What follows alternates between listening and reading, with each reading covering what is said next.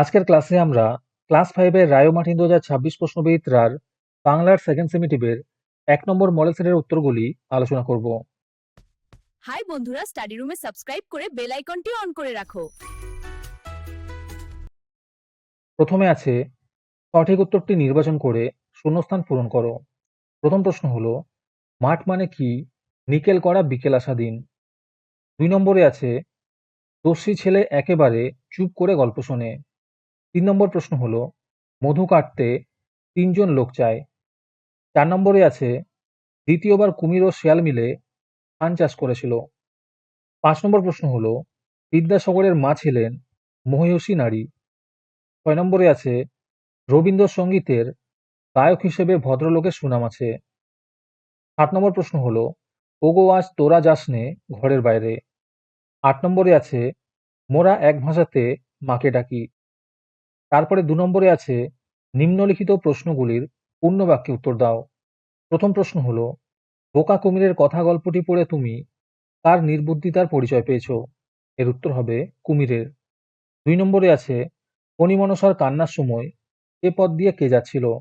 এর উত্তর হবে বনের পরী যাচ্ছিল। 3 নম্বরে আছে ধনাই কিসের মন্ত্র জানে? এর উত্তর হবে মধুর চাক কাটার মন্ত্র জানে। 4 নম্বরে আছে পালিয়ে গেল অনেক দূরে, কে কোথায় পালিয়ে গেল? এর উত্তর হবে থর সাগরের পাড়ে পালিয়ে গেল। 5 নম্বর প্রশ্ন হলো সন্ধে হলেই দুহাত তুলে জুড়ত ভূতের নাচ, এখানে কার কথা বলা হয়েছে? এর উত্তর হবে মায়াতরু বা মায়াবী গাছের কথা বলা হয়েছে। 6 নম্বরে আছে ছেলেরা পুকুরে সাঁতার কাটছে, এখানে ছেলেরা কি বচন হবে? এর উত্তর হবে বহু বচন হবে। 7 নম্বর প্রশ্ন হলো কবি খুশির অগাধ লুটোপুটি কোথায় খুঁজে পান? এর উত্তর হবে সবুজ মাঠে। 8 নম্বর প্রশ্ন হলো রবীন্দ্রনাথ গীতাঞ্জলি কাব্যের রচয়িতা, এখানে রবীন্দ্রনাথ কি বচন হবে? এর উত্তর হবে এক বচন। 9 নম্বর প্রশ্ন হলো তোমরা এখানে কি চাও? নিম্নরেখ পদটিকে এক বচনে পরিণত করো। এর উত্তর হবে তুমি এখানে কি চাও। 10 নম্বর প্রশ্ন হলো বইগুলি টেবিলে পড়ে আছে, এখানে বইগুলি কি বচন হবে? এর উত্তর হবে বহু বচন হবে। 11 নম্বর প্রশ্ন হলো আমার বাবা একজন শিক্ষক, নিম্নরেখ শব্দগুলির লিঙ্গ পরিবর্তন করে বাক্যটি পুনরায় লেখো। এর উত্তর হবে আমার মা একজন শিক্ষিকা। আজকের ক্লাসের মডেল সেটটি নেওয়ার জন্য আমাদের হোয়াটসঅ্যাপ নাম্বার 7501114999 তোমরা যোগাযোগ করতে পারো।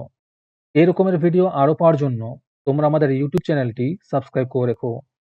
সাথে মডেল সেটের আপডেট পাওয়ার জন্য আমাদের হোয়াটসঅ্যাপ চ্যানেল এবং এমসিকিউ প্র্যাকটিস করার জন্য আমাদের টেলিগ্রাম চ্যানেলে তোমরা জয়েন করে নিও। নিচে ডিসক্রিপশনে লিঙ্ক দেওয়া রইলো, তোমরা সেখানে গিয়ে জয়েন করে নিও। তারপরে 3 নম্বরে আছে কম বেশি 3-4টি বাক্যে নিচের প্রশ্নগুলির উত্তর দাও, যে কোনো দুটি করতে বলেছে। তারপরে 3 নম্বরে আছে কম বেশি 3-4টি বাক্যে নিচের প্রশ্নগুলির উত্তর দাও, যে কোনো দুটি করতে বলেছে।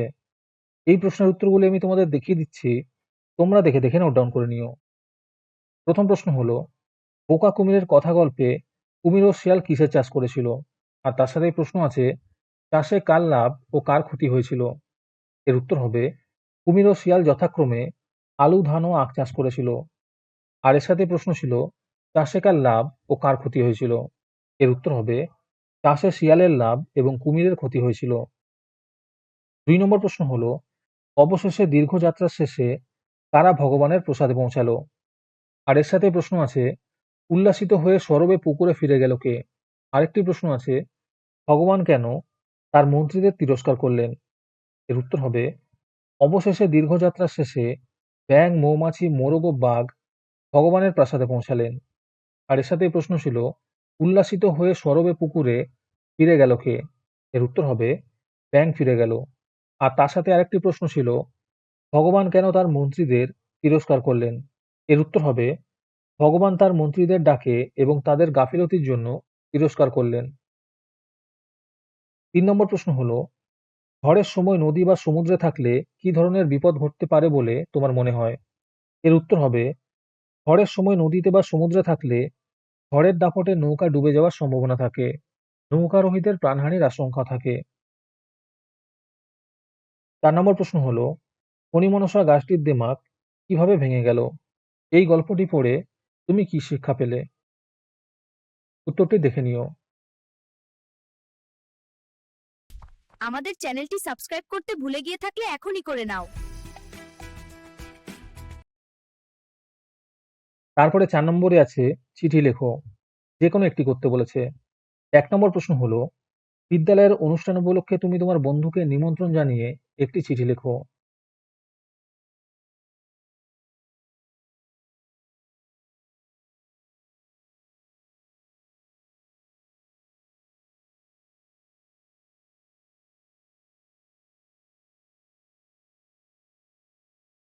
2 নম্বর প্রশ্ন হলো, ছাত্রাবাসে থাকাকালীন তুমি গ্রীষ্মের ছুটি কিভাবে কাটালে তা জানিয়ে তোমার বাবাকে একটি চিঠি লেখো।